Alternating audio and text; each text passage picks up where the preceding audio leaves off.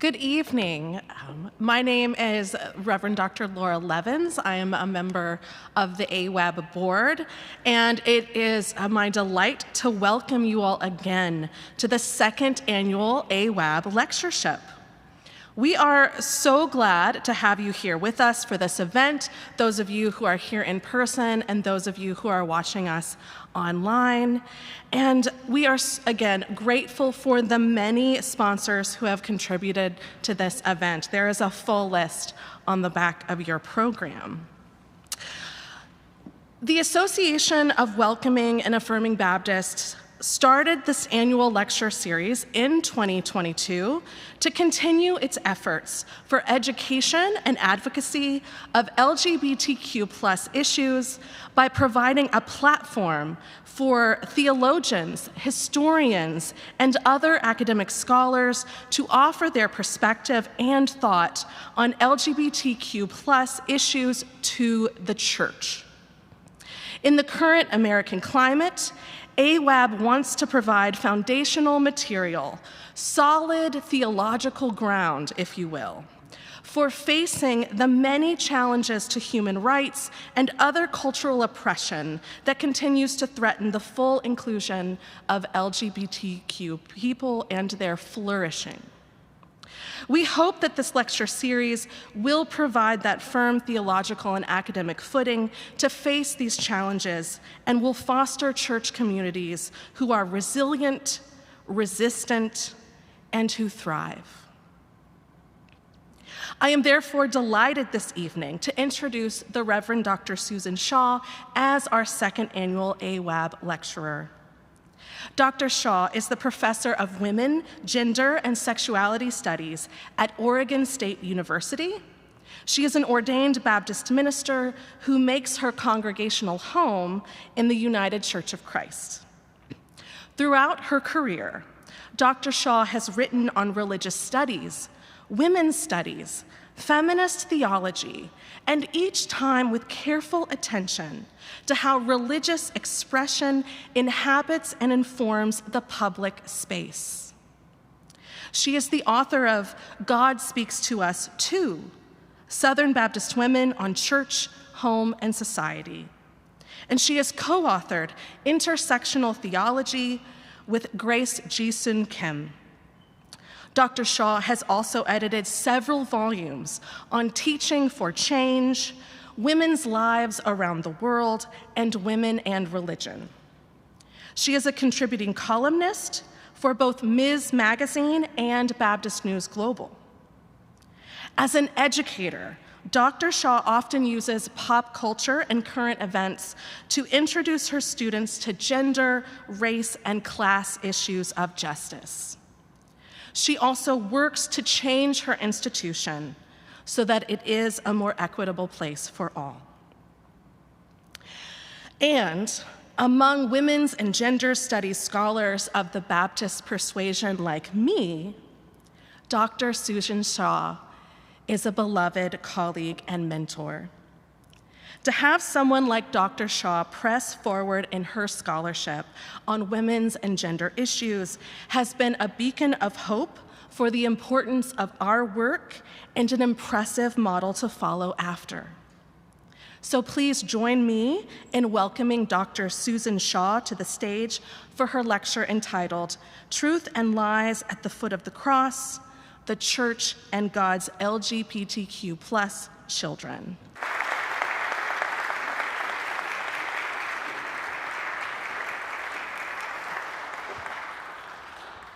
Thank you, Laura. That was lovely.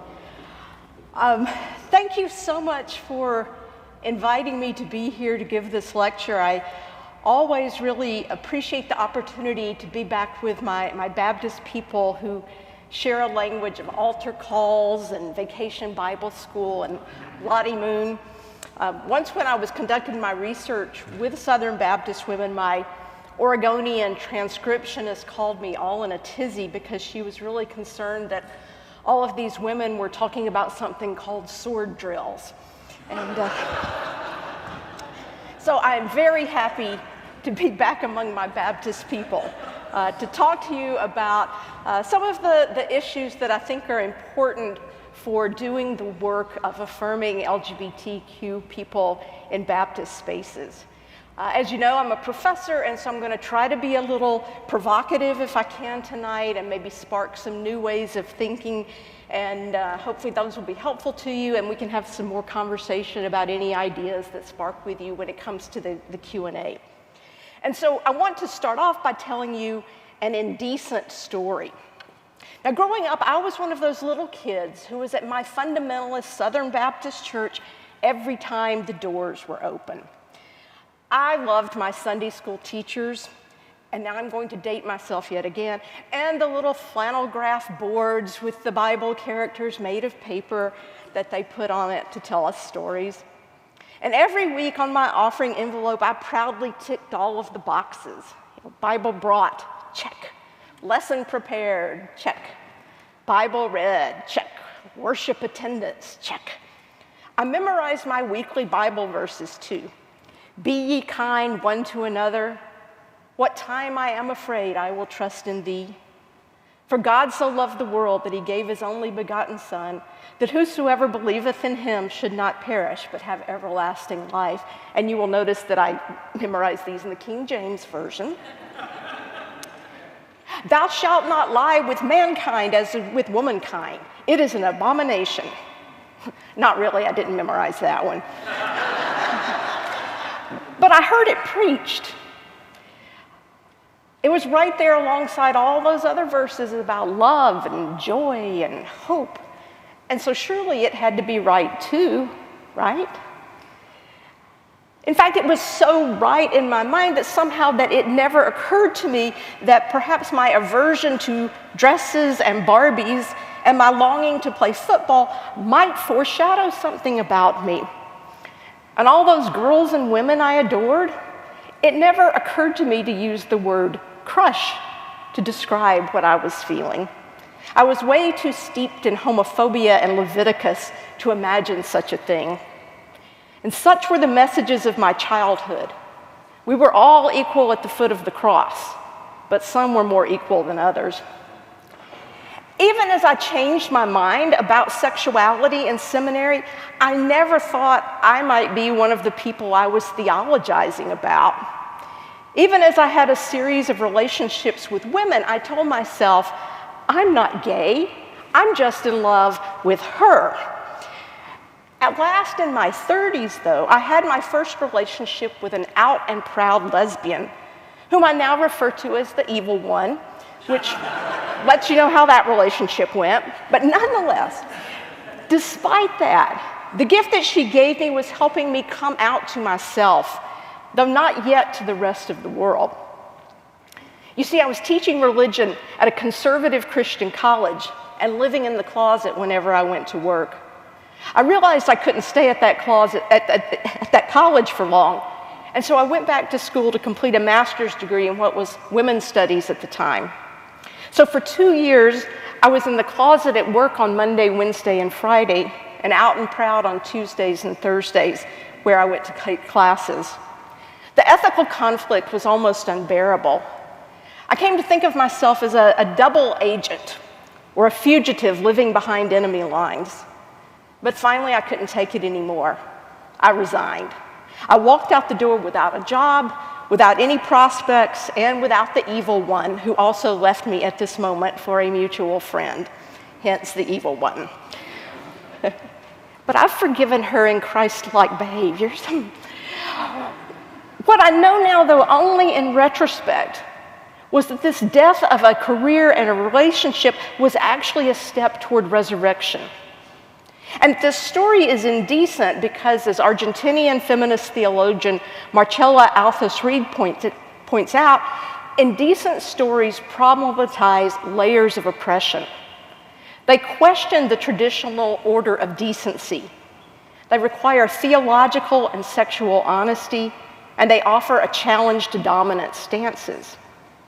Now, long before my own revelation about myself, little did I know in my sheltered life in Rome, Georgia, that a movement was afoot, led by some fed-up drag queens and butch lesbians at a bar in New York called the Stonewall. This movement would bring LGBTQ people out of the shadows and into public view and would threaten the very foundations of white Christian patriarchy with its challenge to gender and sexual binaries, heteronormativity, and Victorian sexual mores. And it would scare the bejesus out of the emerging political white Christian right. Queer folks had always made a convenient target and a scapegoat for conservative Christians, from Catholics to evangelicals. So when a sexually transmitted virus first showed up among gay men in the US, it was easy for the church to say, "See, we told you, an abomination." Of course, we all know viruses don't work that way. And had we bothered to look to Africa, we would have seen the disease ravaging heterosexual women and men there. Still, it was easier to lie about queer lives and take advantage of a pandemic than to tell the truths about vulnerabilities to disease based on class, race, gender, and sexuality. It seems the church has no problem telling lies if it works to advance their political ambitions. And we see now the extent of Christian nationalist desire for a theocracy rooted in white supremacist patriarchal values, which have nothing to do with the gospel and everything to do with power. Those of us who were once Southern Baptists should not be surprised. We saw in the 1980s the willingness of the politicized right to use falsehood and lies to advance a political agenda. And they say queers have an agenda. The Trump years unleashed the willingness of many who call themselves Christians to lie about all manner of things if it meant achieving their goals, one of which seems to be the eradication of queer people, especially if they're people of color, poor, old, disabled, or disenfranchised. So there's an awful lot of lies about us being told at the foot of the cross. I don't think those of us who believe in a God of love exemplified in the life of Jesus can just sit idly by and let these lies be told. If we don't speak, we're complicit. And believe me, the irony of giving this talk in Texas has not escaped me. Now, it has not been easy for a good Southern girl who was raised right to sit quietly, speak only when spoken to, and above all, be nice, to become an out lesbian, rabble-rousing, ordained Baptist, woke social justice activist. But God is my witness, here I stand. I can do no other. So let's name these lies and tell some truths, because I will tell you, there is nothing more dangerous to lies and liars than an old lesbian feminist with tenure who's got nothing to lose.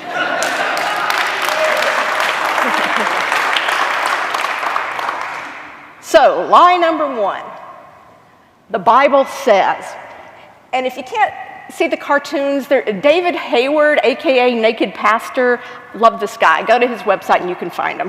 He's brilliant. So, probably the number one talking point of anti-queer Christians is that the Bible says homosexuality is a sin. It does not. The Bible is a collection of writings often preceded by decades and centuries of oral tradition, written by people anywhere from 2,000 to 3,000 years ago in different cultures, in different languages, and to people who were very different from ourselves. Also, most of us read the Bible in translation, and translation is a tricky and difficult task even for the experts. And so we can't read the 5 biblical texts that make up the clobber passages that many Christians use to club queer folks over the head as if they were written in standard American English to a 21st century audience. If we read these passages within their historical context, understanding who wrote them and to whom, we find very different interpretive possibilities. And if you're interested in those, I'm happy to talk more about those during the Q&A. But suffice it for now to say that nothing in the Bible addresses what we now understand as queer sexualities. The Bible, however, does have a lot to say about bearing false witness and mistreating your neighbors. Lie number 2, love the sinner, hate the sin. This is the lie that's used to cover homophobia and transphobia that underlie anti-queer bias. This statement suggests that somehow sexuality is merely a behavior that is somehow separate from identity. It's something queer folks do, not who we are. So this statement pretends that we can parse out homosexual behavior and hate it without somehow hating the people who enact the behavior. Our sexuality, however, isn't just behavior. It's a core piece of identity. I don't do queer, I am queer. I can no more not be queer than I can not be white or brown-eyed or without a musical bone in my body. And that's not to say I'm advocating for a born-this-way approach to sexuality. It's more complicated than that. And again, we can take up all of this in the Q&A if you want. After all, how often does anyone ask straight people, were you born straight or did something happen to you? When did you know you were straight?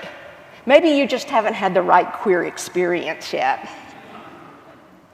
Lie number 3. God made Adam and Eve, not Adam and Steve. This lie rests on the misconception that the Bible is history, that its stories literally happen, and that those stories provide templates for how we are to live our lives. First of all, biblical writers weren't historians. They would have had no concept of history as we understand it. They were trying to convey a theological message to their communities through the means, traditions, devices, and context of their times. The story of Adam and Eve isn't prescriptive for human sexuality. It's a story that tries to explain the origins of a lot of things, like why snakes slither on the ground. But it does not mandate how all humans are supposed to be. Besides that, God created an awful lot of Adams and Steves in the animal world where same-sex behaviors are quite common, among more than 1,500 species, as a matter of fact, from starfish to primates. Lie number 4, it's a choice. I love this meme, yeah. People don't wake up one morning and go, oh gosh, I think I'm going to become queer today. Sexuality is complicated, but the science shows that one thing is clear. It's not a simple choice. We don't suggest that straight people have chosen heterosexuality. Now, certainly all people make choices about their sexual behavior, and ethical sexual behavior is a choice. But sexual identity is a complicated process of genetics, culture, environment, and experiences. And it's fluid for all people and can change across a lifetime. Lie number 5, we have to protect the children. Again, let's listen to the science. Gay men are not more likely to molest children. In fact, most men who molest children are heterosexual. A child is at much greater risk of being molested by a straight priest or pastor than a drag queen. Also, children are not in danger of becoming queer if they read books about co-parenting male penguins or Heather's Two Mommies. They are in danger of becoming more open-minded and accepting, and I think that's the real fear of many anti-queer activists, that their children might be as bigoted as they are. And let's talk for just a minute about drag, since drag queens are a particular target right now. Drag is a performance, part entertainment, part social commentary about gender. Now, and we can do this in the Q&A if you want, we could have a high-level theoretical conversation about performativity, signaling, homonormativity, gender fluidity, and actually I have my own critiques of drag, but none of that's the point here. The point is that a lot of Christians are freaked out because they think drag queens are grooming children simply by being drag queens in public spaces with children present. Now, Drag Queen Story Hour came about because a queer mom found library story hours to be fairly heteronormative. They focused on and assumed heterosexual families. So she decided she'd create something more inclusive, especially for queer families. And Drag Queen Story Hour was born. Attacking drag queens reading to children serves as a convenient strategy to let the right avoid looking at their own house. The right uses fears about gender and sexuality to enlist new followers and to distract from their own current scandals, including clergy abuse and insurrection. It seems that it's much easier to play on old stereotypes about predatory gay men than to address the beams in their own eyes. Now, certainly sexuality is a component of drag, and many drag performers are gay men, not all. Drag does suggest, however, that queer sexuality is not deviant, but that's not grooming.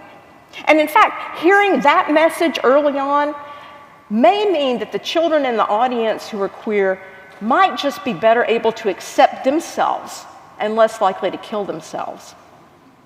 Now, that's not to say drag isn't a threat. Drag's an incredible threat to gender norms that subordinate women and vilify queer people. And again, that's what the right's afraid of, that drag might cause people to rethink gender and sexuality, that they might lose their grip on power over straight women and gender and sexual minorities. Now, you may be wondering, well, what does the Bible have to say about all of this? Well, incarnation is a kind of drag, isn't it? At the center of our faith is a story of God taking on, performing humanity, and thereby redeeming humanity. Incarnation isn't God in a bod. Incarnation is God's stamp of approval on our humanity, a statement of God's radical inclusiveness of our humanity. It's a reminder, as our Quaker siblings would put it, that there is that of God in every person. Feminist theorists also remind us that gender itself is a performance. Within our cultures, we learn to act like the gender we're assigned at birth. After all, there's no immutable biological reason that women should wear dresses, paint their nails, carry purses, and wear pantyhose. Nor is there any inborn requirement that men get to have all the pockets, have pant sizes, and waist measurements that take waist measurement and height into account, and don't have to shave their legs. But so desperate are we to reinforce this illusion of gender that we distinguish fashion by things like which side of the shirt the buttons are on. We charge women and men different prices for dry cleaning said shirts, and we have gender-segregated bowling. Drag queens upset all of that, but so does the gospel, really. Lie number 6, we can cure it or cast it out. Conversion therapy has done untold damage to queer kids, and it doesn't work. In fact, people who have gone to conversion therapy or had a pastor or a therapist try to help them change their sexual identity are 3 to 5 times more likely to attempt suicide. People who have undergone conversion therapy also show higher levels of stress, depression, and drug and alcohol abuse. It's also impossible to pray the gay away. There is no demon of homosexuality to cast out, and all the anointing, shouting, and praying over someone in the world won't change their sexuality. It may make them more vulnerable to depression and suicide, but it won't make them straight or cisgender. Lie number 7, homosexuals have an agenda. The conspiratorial-sounding gay agenda is nothing more than right-wing propaganda that claims that the queers are coming for your children to teach them that queerness is acceptable. And to do so, they are promoting gay pride, demanding special rights, and limiting the rights of Christians to speak out against their evil plan. Now, if queers have anything approaching an agenda, it's simply for us to be allowed to live in peace. In a heterosexual society, we've had to organize and advocate for our basic rights, including simply the right to live at all, the right to work at our chosen professions, the right to love whom we love and marry that person if we want, the right to use the bathroom that makes sense to us, and the right to bodily autonomy and integrity. And if queers have an agenda for children, it's that they be safe from people who would shame them, prevent them from being who they are, and drive them to depression and suicide. And yeah, that takes visibility, like children's books and drag queen story hours and pride parades. And it takes organization against efforts to limit children's access to gender-affirming care. We know that gender-affirming care can decrease the risk of suicide for young people. Would we really rather have our children dead than trans? Lie number 8, gays recruit. Now, I grew up in Northwest Georgia in the 60s and 70s in a fundamentalist Southern Baptist church, as I mentioned. I had 2 heterosexual parents. The only thing I knew about being queer was that it was an abomination.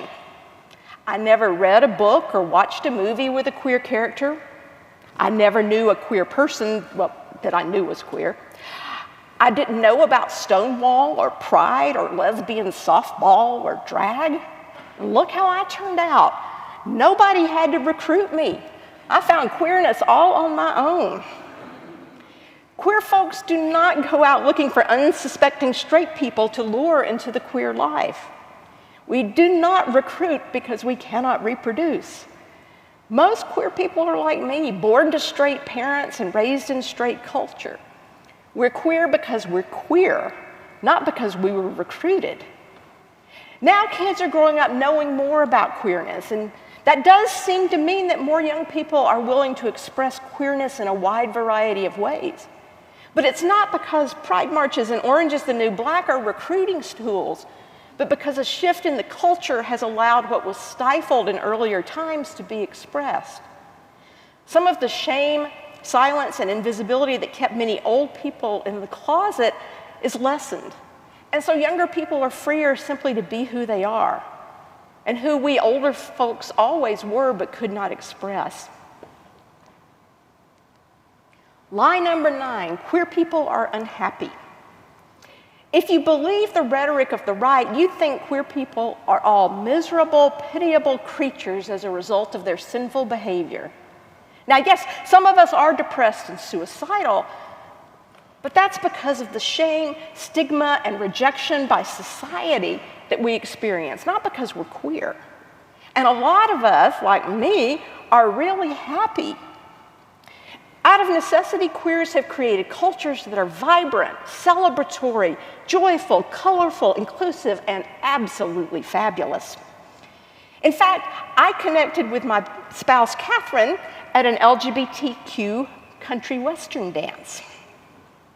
Now, in 2006, I had declared myself finished with relationships. Done, done, done is how I emphatically put it. And I meant it. I'd always been happy single, and I'd realized that all the misery of my adult life had always come because of some woman. So I decided I was done. And for a year and a half, I was. I was happy, and I was happy as a little clam. But then a friend convinced me to go to an LGBTQ country dance. Now, I had known Catherine for several years through our group of friends. In fact, I had found her to be quite attractive since I first laid eyes on her in a photograph and asked a friend, "Who's that?" Still, we basically moved in different circles, just seeing each other occasionally at these group gatherings. And usually she was dating someone, or I was, and so I just continued to admire her from afar. But then came that dance. My sister was there with us because we were all celebrating a friend's birthday. Now, were my sister here to tell this story, at this point, she'd explained that she had this all planned. Apparently, she'd been watching Catherine for a while, waiting for the right moment to make her move. And it came that night at the dance, I suppose. So Catherine came over to the group of us and asked if anyone would like to dance. Of course, I was going to say yes, because even though I was done dating, I was not blind, and so I wouldn't have minded dancing with Catherine. But before I could respond, my sister shoved me in the back onto the dance floor and said, "She will." From the moment Catherine put her hand on the small of my back to lead me, I had 2 left feet. I don't two-step well anyway, and now I was trying to count to myself. Quick, quick, slow, slow, quick, quick, slow, slow. I know people here in Texas just are born doing this, but like I said, no musical ability. That includes dance as well for me. As I'm doing this, Catherine's trying to carry on a conversation about my last sermon that she had come to hear a couple of months earlier. By now, my palms were sweating, my heart was pounding, and I was trying to remind myself that I was done, done, done. I was too cowardly to ask Catherine for her phone number that night, so the next morning I had to ask a friend for it. Then I drove home to Corvallis and spent the next 5 hours working up the courage to call. When I finally did call, I got her voicemail. And so I left a message. Hi, Catherine. This is Susan. I was just calling to talk. So why don't you give me a call later when you get in. Get in. I hung up mortified. But 5 minutes later, Catherine called back, and the rest, as they say, is history. And we were married 15 years ago this August.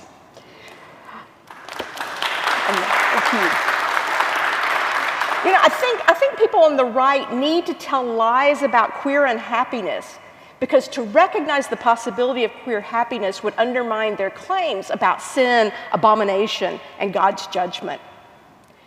Queer people also celebrate sexuality in ways that undermine purity culture, which is really big on the right.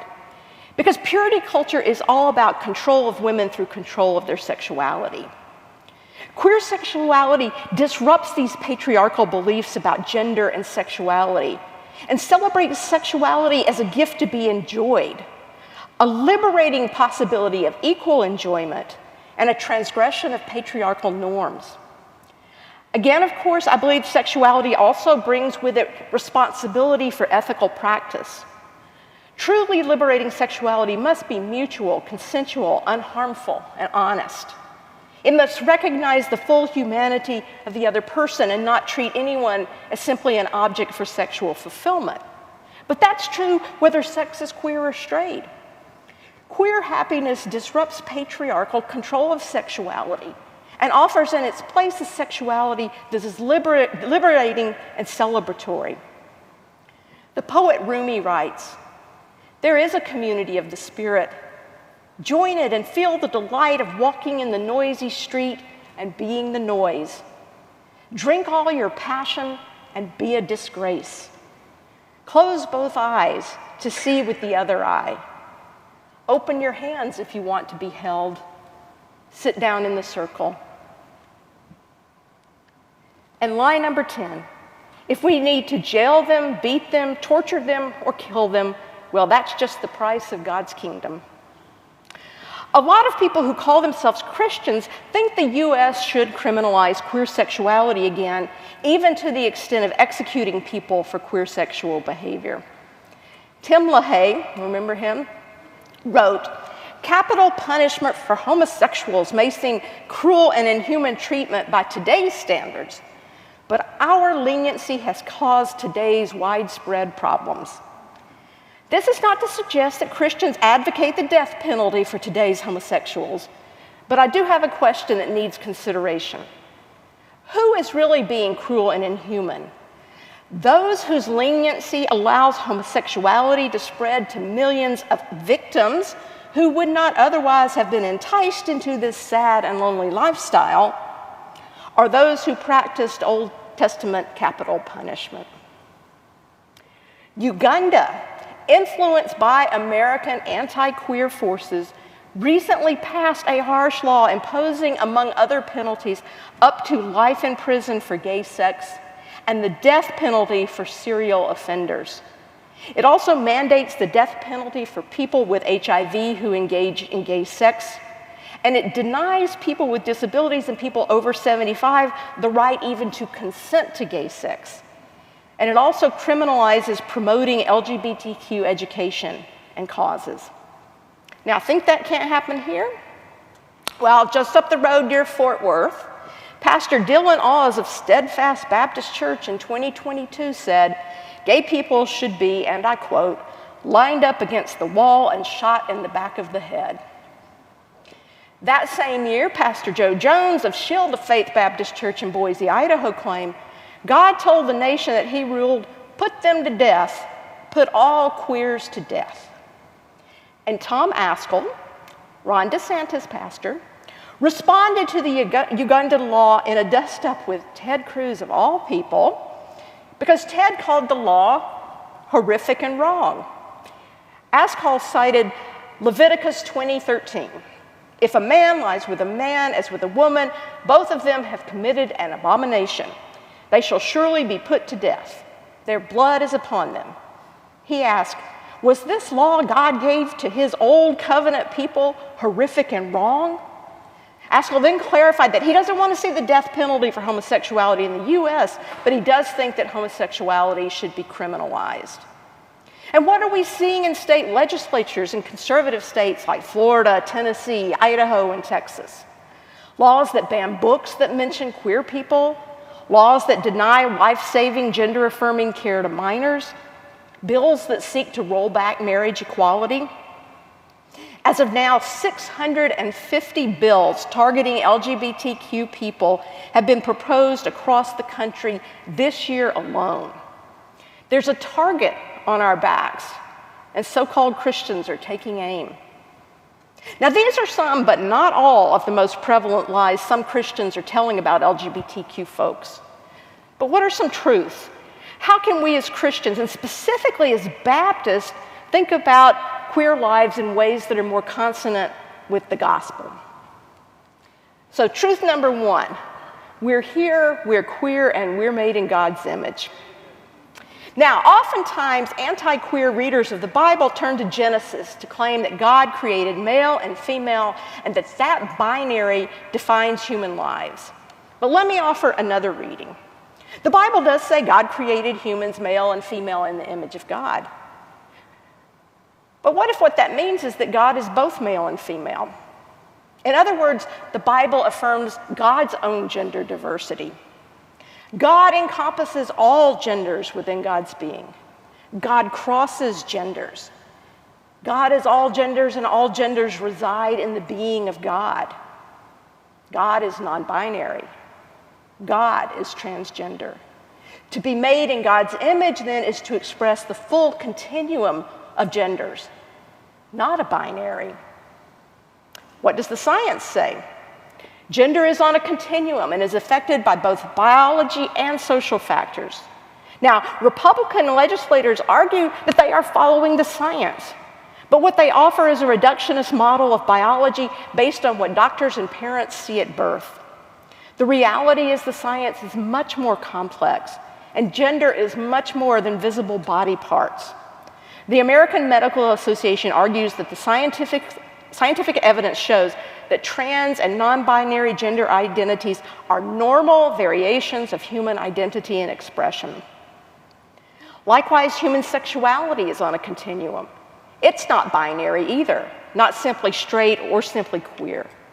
And sexual diversity is also a result of a complex interaction of biology and social factors. A lot of genes influence sexual behavior, scientists have found, but there's no gay gene. Rather, diverse sexuality is a natural part of our diversity as a species. Being lesbian, gay, bisexual, or queer, then, is not a sinful choice.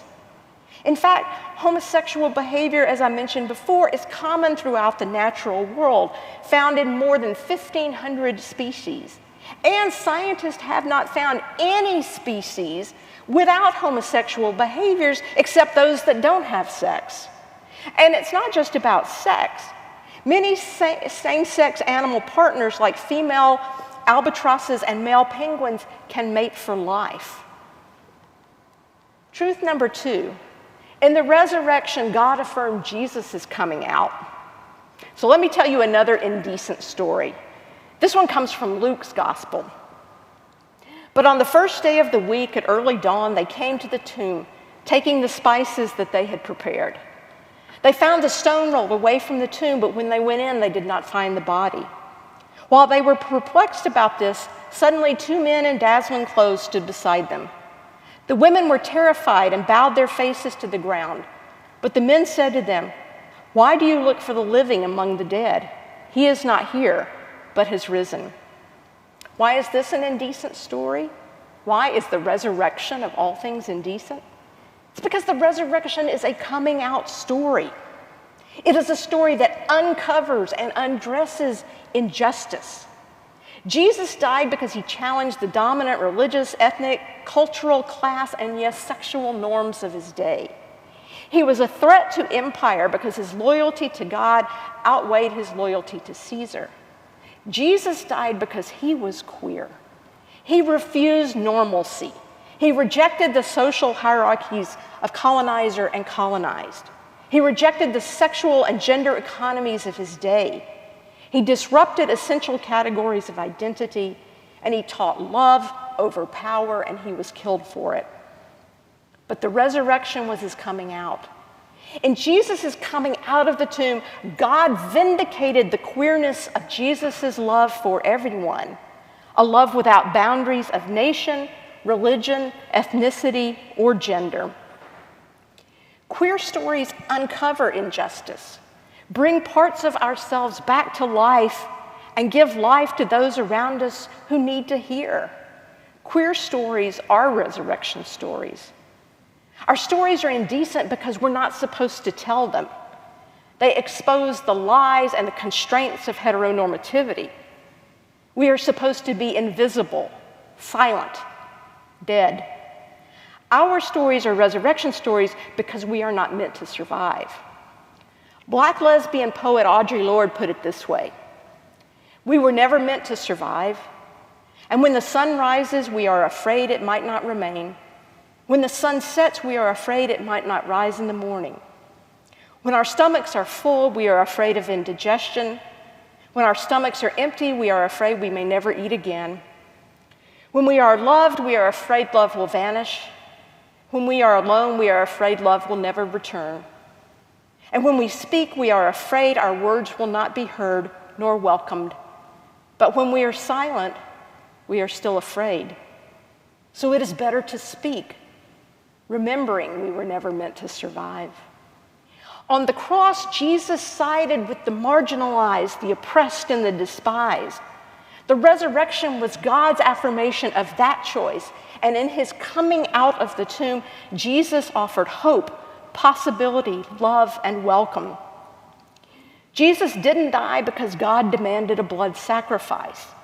Jesus died because he identified with the poor and the oppressed, the weak, the refugee, the downtrodden, the queer. Jesus rejected patriarchal structuring of relationships. He spoke with women and welcomed them among his disciples. He ate with tax collectors and sinners.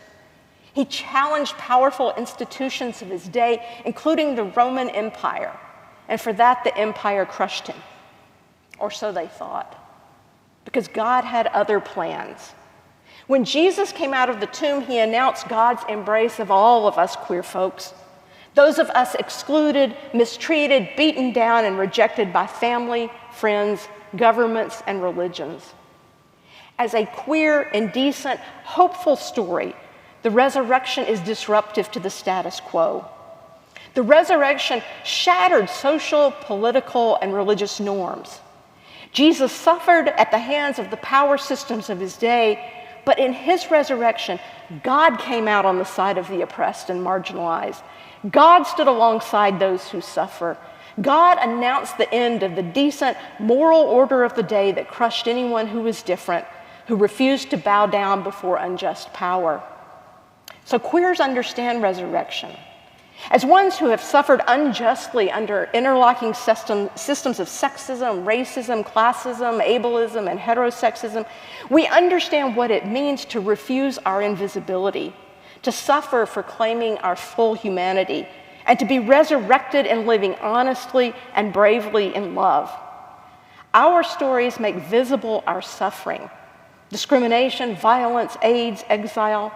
They remind us that we need a resurrection of justice for queer people. Jesus' resurrection was a loud and clear declaration of who would make up God's community. And it is not the politically, economically, or religiously powerful. It is those who choose to live in love, to side with justice, and to do God's liberating work in the world. And then truth number 3. There is a Baptist case to be made for LGBTQ inclusion. In queer theory, we talk about queer as what is at odds with the norm. In that way, Baptists are a queer people. Baptists are a people at odds with the norms of a Christianity that creates itself as hierarchical, authoritarian, intertwined with the state, prescriptive, and exclusive. Obviously, I'm not talking about the Southern Baptist Convention here. I'm talking about those Baptist distinctives of the priesthood of the believer, religious liberty, and the separation of church and state. So now, if we as Baptists truly believe that God speaks to each of us individually, we have to make room for a diversity of voices, experiences, beliefs, and lives. We each have our own small piece of the puzzle that's limited by our social location, our place in the world, our intersectional identity, and our specific experiences. But that piece of the puzzle is also essential because nobody else lives in that social location. And so we each have something to bring to the table. And we all need to hear and understand everyone else's piece of the puzzle. And let's not make the puzzle flat. Let's imagine it as three-dimensional, complicated, appearing differently depending on the angle from which it is looked at. Where we run into problems is when someone thinks they have all the pieces of the puzzle, see it from the only possible angle, and therefore have all the right answers for all of us. That's not Baptist. In fact, I'd say that's pretty heretical. We need all the perspectives. Now, of course, being Baptist, we can disagree with one another till the cows come home, as long as it's done in love, with more listening than talking and more respect than judgment, and with no need to toss someone out because we disagree. Baptists are a messy people, and so is God's community, and that is very queer. So why would we not, as Baptists, welcome queer people as people who bring other perspectives, other experiences with God, other angles of vision to the table to teach us and to learn from us? I tell people I'm now a Baptist in exile in the UCC. The UCC's motto is God is still speaking. I think that's pretty Baptist too. I'm sure it's copyrighted so we can't use it, but nonetheless, God is still speaking. That means that we're open to hearing God's voice in each and every one of us. And we embrace the fact that these voices may sometimes be competing and contradictory, but that's okay. Because there's no way that any one of us is ever going to understand all of God. But those voices that we're afraid to hear, those voices who bring something different to the table, may be the very voices who are telling the indecent stories that have something of God to tell us. So it's time for the church to stop telling lies about LGBTQ people. It's truth, the Bible tells us, that will set us free. So in your churches, tell truth. It may cost you something, members, offerings, protest, but don't settle for the cheap grace Dietrich Bonhoeffer warned us about that ask nothing of us. Authentic discipleship is costly. Proudly proclaim your welcome of LGBTQ people. We won't think we're welcome in a Baptist church, especially if you don't put it on your website and hang a banner on the church, because we're not welcome just as we are in most Baptist churches. And in your personal lives, if you're straight, be an ally. Now, don't proclaim yourself one. You don't get to do that. That's not your job. Just do the work of an ally. Show up, confront homophobia, educate friends and family, and by all means vote. And then we'll call you one. Across Christendom, we are not yet all equal at the foot of the cross. There's still a lot of work to be done, and I'm grateful that the Association of Welcoming and Affirming Baptists has engaged in that work. We need more Baptists like you. After all, we're here, we're queer, and God loves us too, just as we are. And that's the truth. Thank you.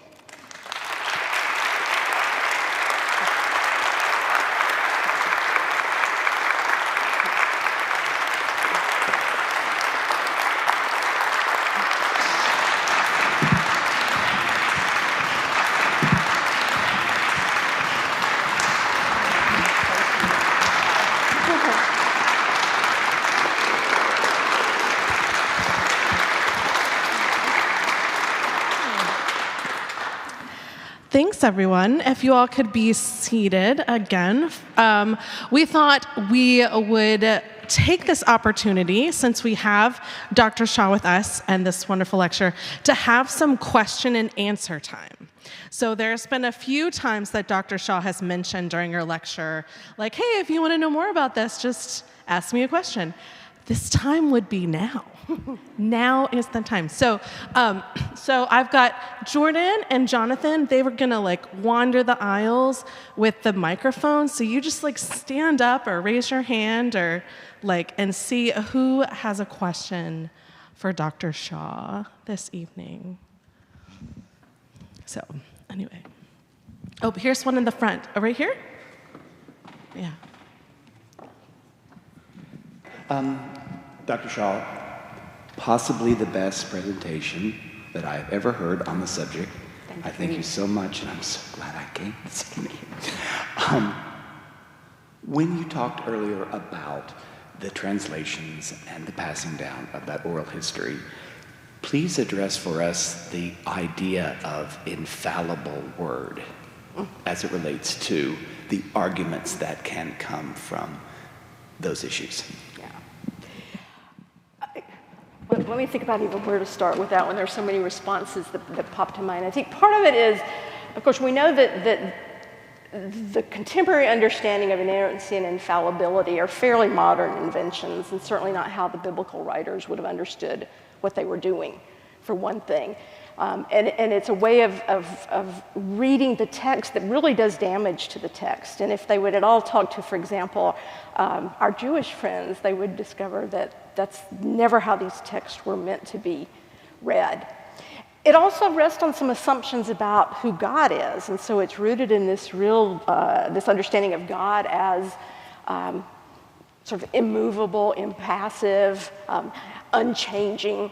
Again, fairly contemporary in the broad history of religion, ways of thinking about God. And so if God is a perfect and unchanging God, God must give a perfect and unchanging Bible. But the problem is that the premise is wrong.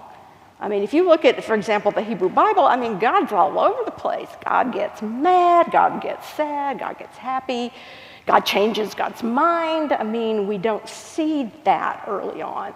But that develops as there's influence, with Greco-Roman philosophy, which saw the need for a perfect God and a perfect God to be unchanging.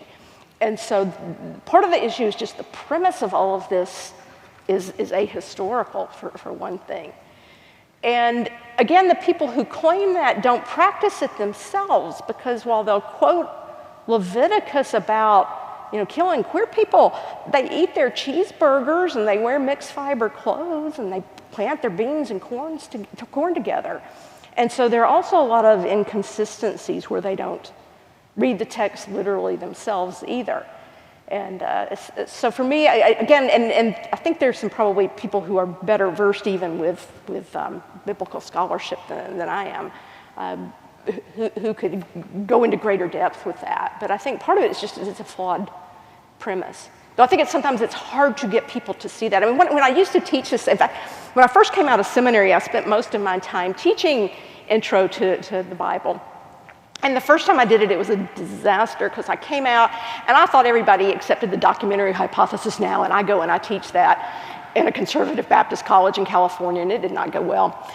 And I was back at Southern that fall and ran into Roy Honeycutt and said, "Roy, what happened? I just tried to teach them this." He goes, "Oh no, let them discover it for themselves." I was like, "Ow." So I went back and I developed these exercises where I would just have them read passages from the Pentateuch.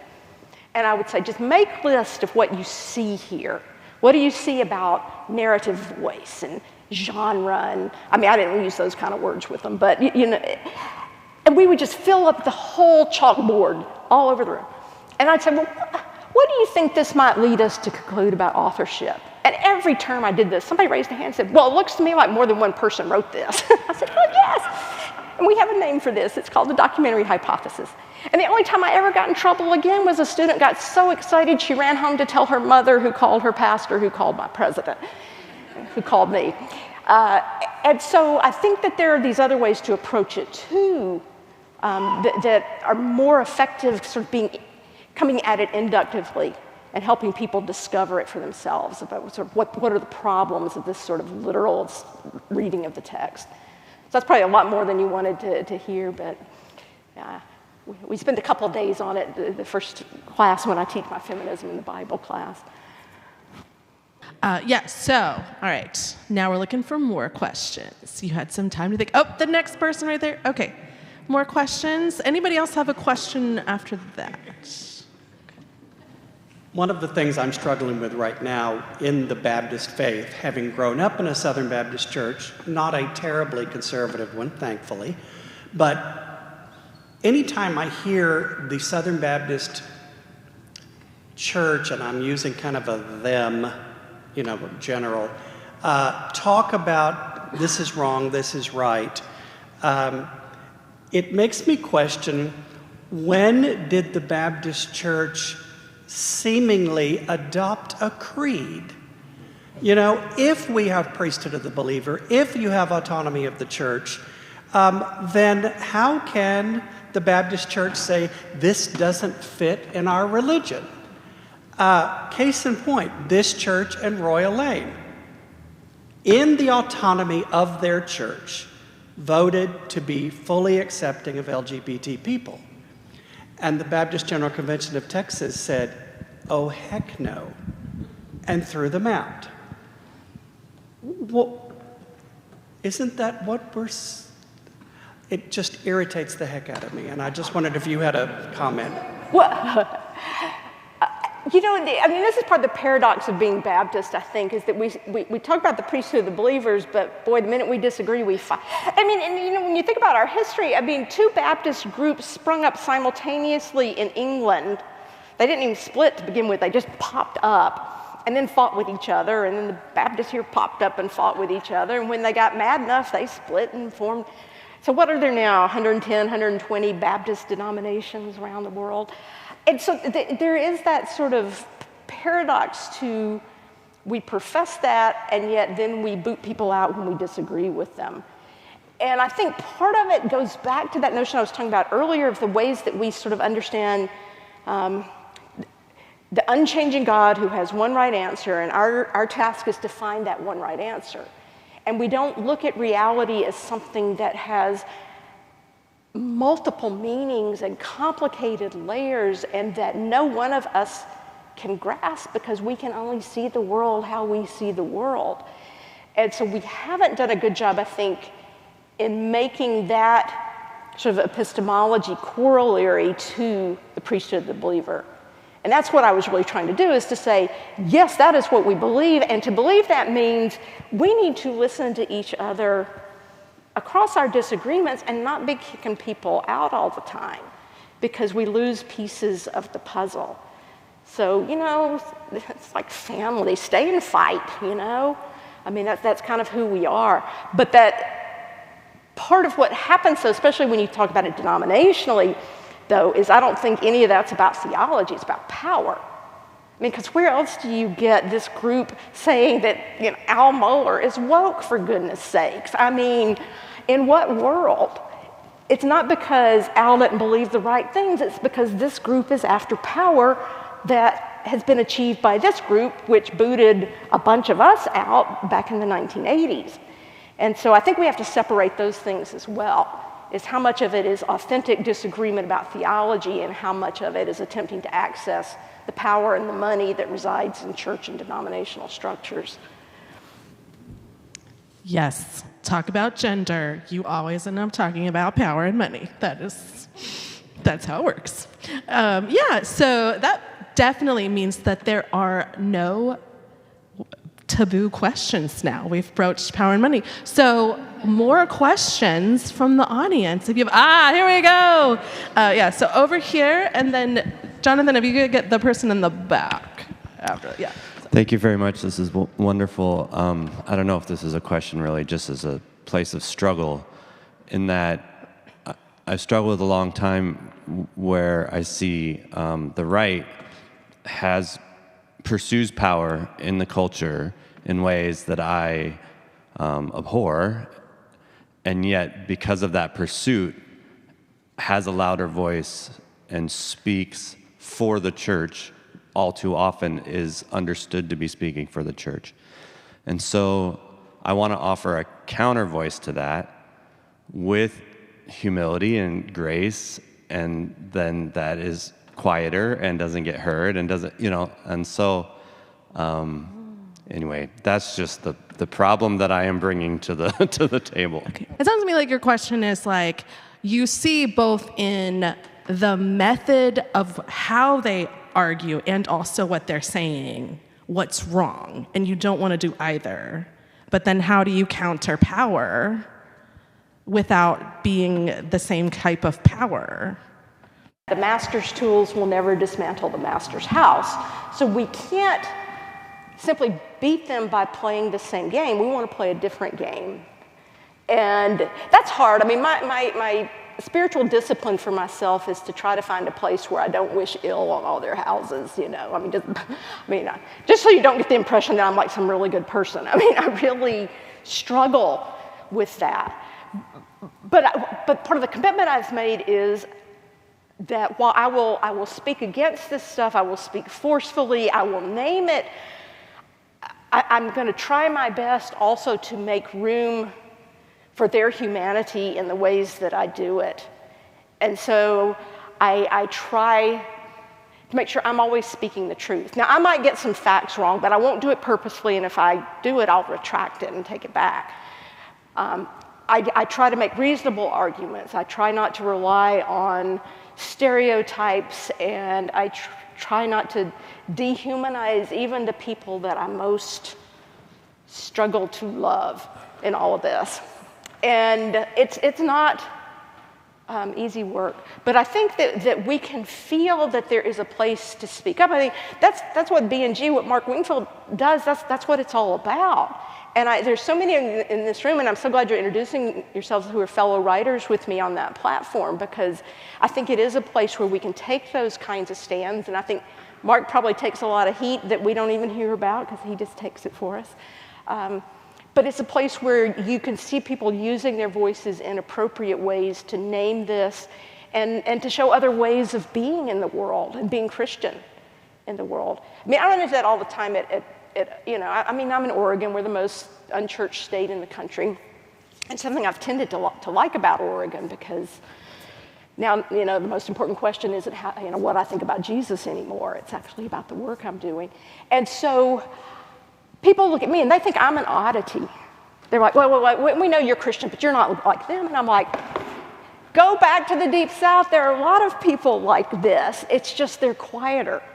And I think we all need to be raising our voices more, and I appreciate, again, what this group is doing. Because when I said to people, I'm going to speak at the Association of Welcoming and Affirming Baptists, and they're like, what? Are those words supposed to be Baptist? Are you sure? I'm like, yes, and so I think we need to raise those voices, but I think we can choose to do it differently. So I'm not a defeatist. I think we just give up because we're not going to fight like they do. But I think we struggle in different ways. All right, question. Yes, Jonathan, could you go all the way in the back? And then I'm going to make you come back to the front again. Yeah. I'll walk forward. Thank you very much. My question is a bit more of an academic question. It's a question about language.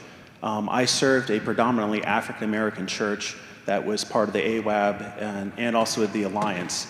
And so I learned very closely intersectionality, but also very much from the African-American congregation that being a person of color is a different experience and identity than being someone who's queer. Now, in more recent academic circles and conversations, there's been this question of cis race or cis racial, as some folks have been accused of not truly being the race. And I've been seeing this being thrown back on folks who are trans, where it's like, look, we're okay with the LGB, but see, this T stuff gets murky. Now, my question has an assumption that I'm assuming that we are kind of on the same page. Well, what type of language would you offer, and one, affirming people of color, but two, also affirming those who are trans when you're seeing this type of I don't know, it's kind of a taking over of what the trans experience to try to encapsulate it into this race experience where it's not the same. Oh, that's so interesting, because I have not heard much about that yet. I'll have to look into that. I mean, I think that for me, I just come back to the question of you know, people having the right to name themselves, that we work for everybody's justice, not just our own, that we struggle together in solidarity, even when we don't get each other's experiences. I mean, and that we let people who are in targeted groups lead in those and tell us, you know. So if for example, you know, so a good example would be the ways that in civil rights, white people often like to take the lead and, you know, lead the struggle. And I remember once at OSU, he was well-meaning, but bless his heart, we always had a Take Back the Night march. And those started, you know, as a radical feminist way of saying that women had the right to be in public space at night and be safe.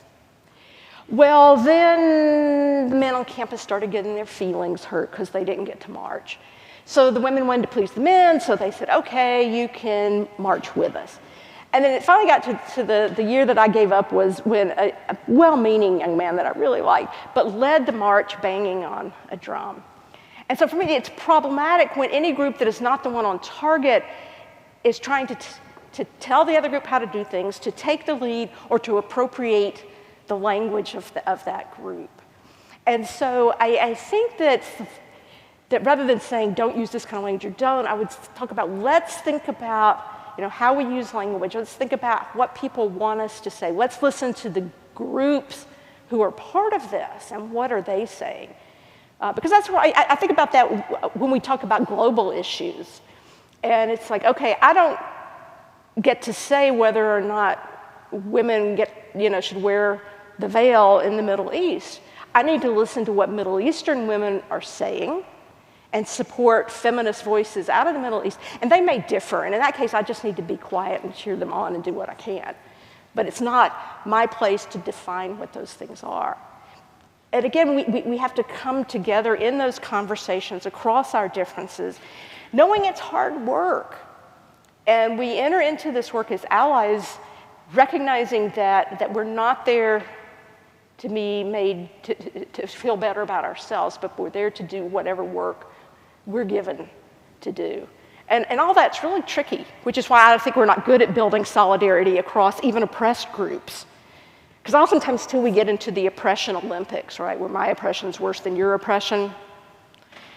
And again, Audre Lorde early on said there is no hierarchy. Now, she was not saying that we don't do it. She was saying in reality that we should not create these hierarchies of oppression, but that all oppression is my oppression, and I fight all oppressions.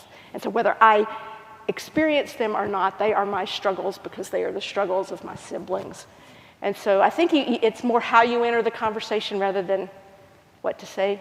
But I definitely will look into that some more too, because that's not one that's, but I'm sure it will. It's probably making. Thank you so much. Okay, I think there was a question right here. Thank you. Thank you. Thank you very much for coming. I appreciate that. My question is kind of specific in a way, but